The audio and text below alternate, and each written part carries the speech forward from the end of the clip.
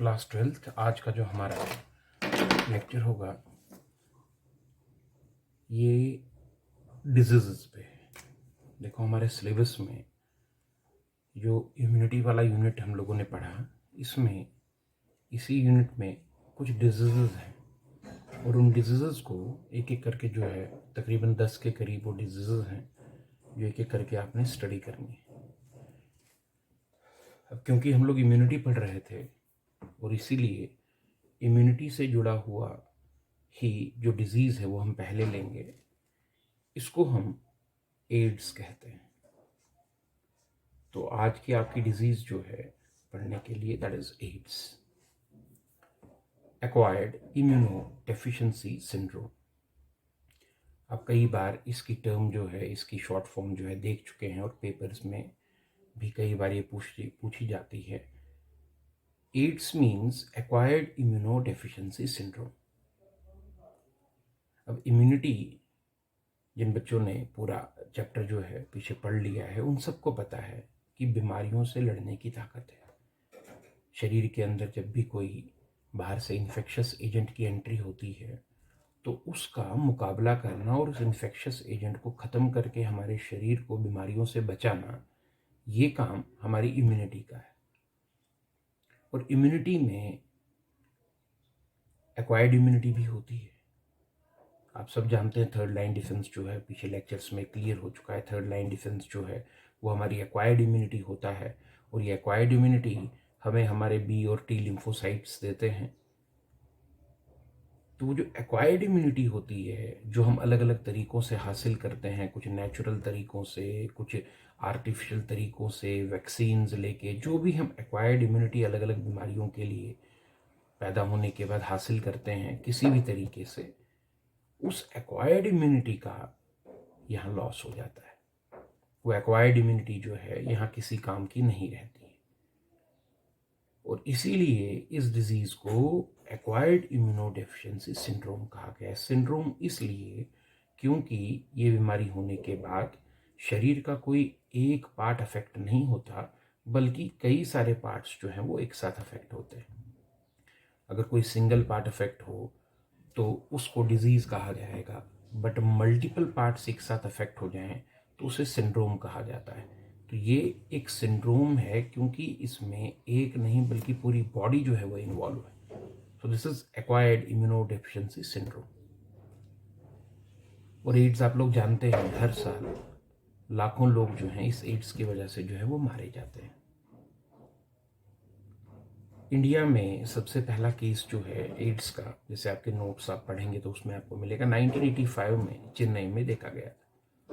और उसके बाद फिर इसके फैलने की रफ्तार इतनी ज़्यादा देश में शुरू हुई कि आज इंडिया को एड्स का कैपिटल जो है वो माना जाता है, क्योंकि इसके फैलने की दर, इसके फैलने का रेट यहाँ इतना ज़्यादा है।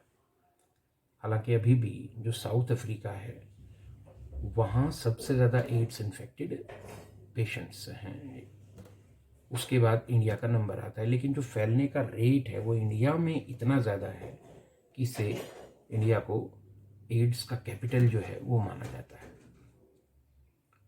हर साल लाखों लोग जो हैं इसकी वजह से अपनी जान जो है वो गंवाते हैं। अब सवाल ये पैदा होता है कि इतनी ज़बरदस्त बीमारी ये होती किससे है और कैसे होती है। देखो एक वायरल इन्फेक्शन है, एड्स जो है ये एक वायरल इन्फेक्शन है। एक वायरस की वजह से ये बीमारी जो है इंसान में आती है और जिस वायरस की वजह से ये आती है उस वायरस का नाम हम लोग HIV कॉमनली जानते हैं, ह्यूमन इम्यूनोडेफिशिएंसी वायरस। हालांकि इसको हम कुछ और नामों से भी जानते हैं, जैसे human T lymphotropic virus HTLV और LAV यानी lymph adenopathy virus. Human immunodeficiency virus बुलाएं, ह्यूमन टी लिम्फोट्रोपिक वायरस बुलाएं या लिम्फ एडिनोपैथी वायरस बुलाएं। इन तीन नामों से इस वायरस को जो है वो जाना जाता है। और जब भी ये वायरस इंसान की बॉडी के अंदर एंटर होता है तो इसकी वजह से इंसान की इम्यूनिटी इतनी कमज़ोर पड़ जाती है कि उसके बाद फिर कोई भी छोटा मोटा इन्फेक्शन इंसान की जान ले लेता है।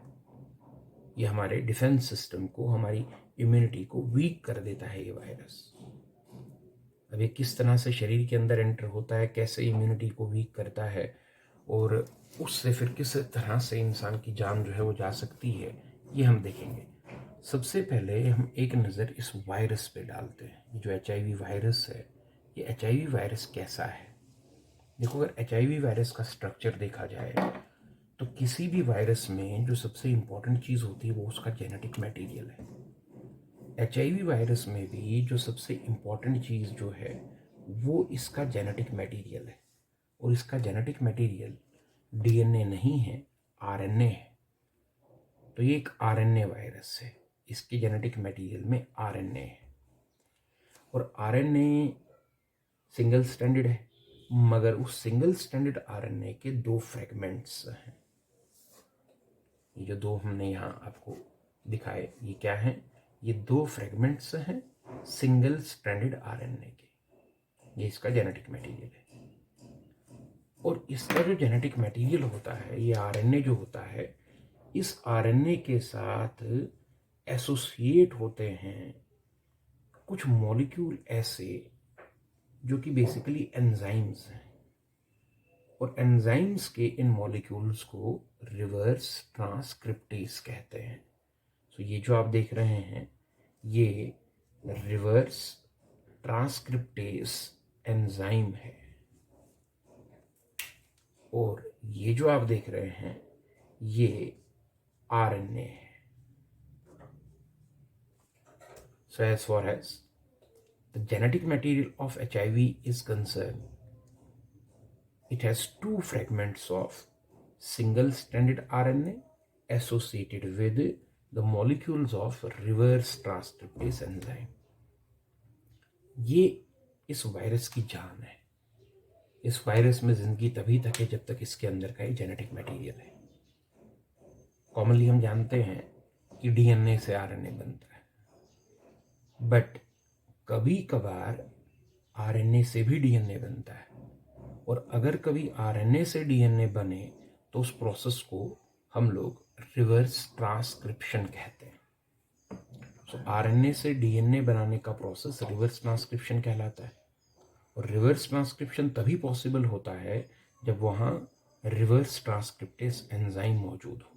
अब क्योंकि HIV वायरस में RNA जेनेटिक मटेरियल है और उसके साथ रिवर्स ट्रांसक्रिप्टेज एंजाइम भी मौजूद है, इसीलिए ये वायरस अपने RNA से DNA बना सकता है, यानी रिवर्स ट्रांसक्रिप्शन कर सकता है।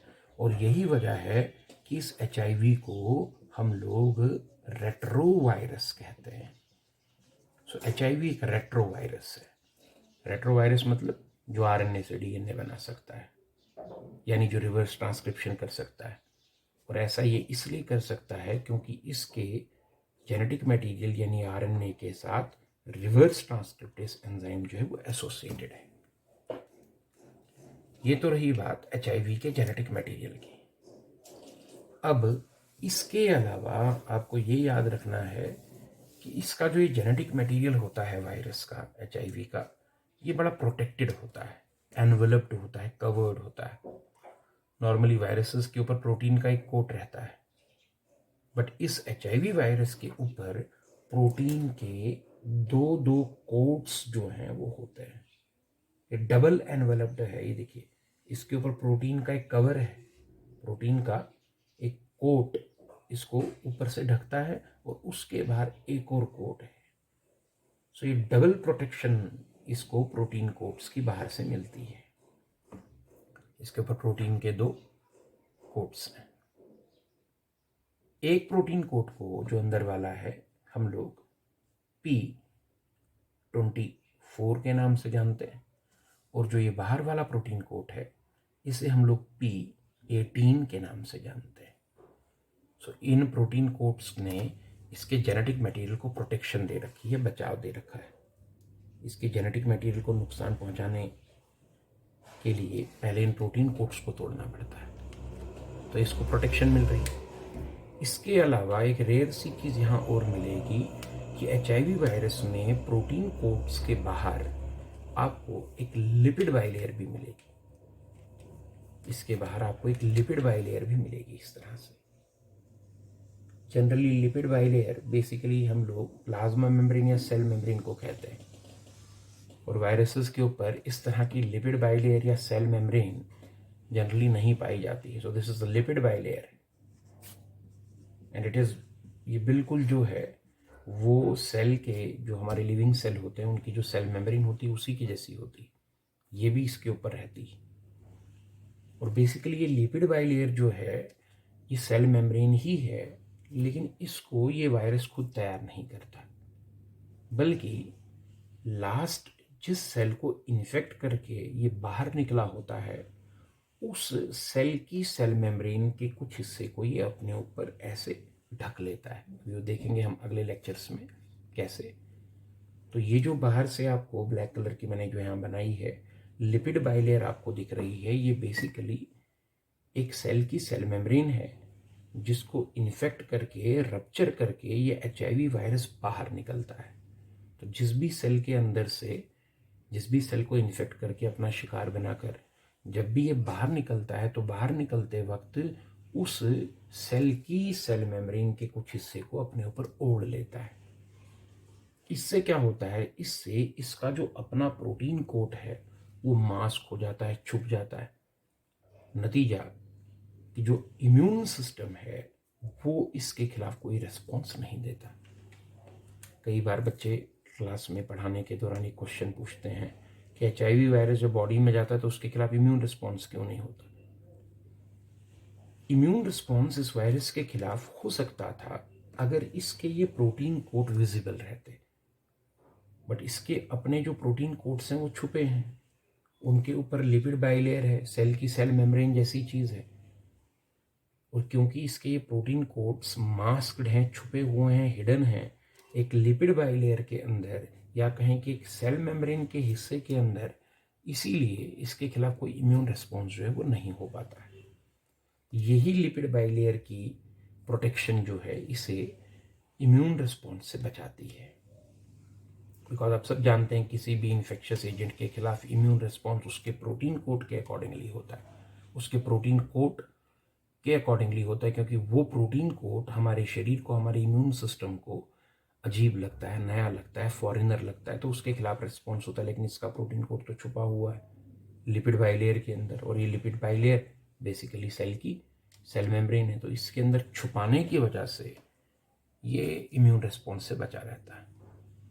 एक और चीज़ जो आपको इसके स्ट्रक्चर में देखने को मिलेगी वो क्या है कि जो लिपिड बाइलेयर इसके ऊपर होती है, इसमें स्पाइक्स, कीलें जैसी जो हैं वो पूरे इस लिपिड बाइलेयर में इस तरह से स्पाइक्स जो हैं लगी होती हैं, कांटे जैसे लगे होते हैं, कीलें जैसी जो हैं वो घुसी होती हैं।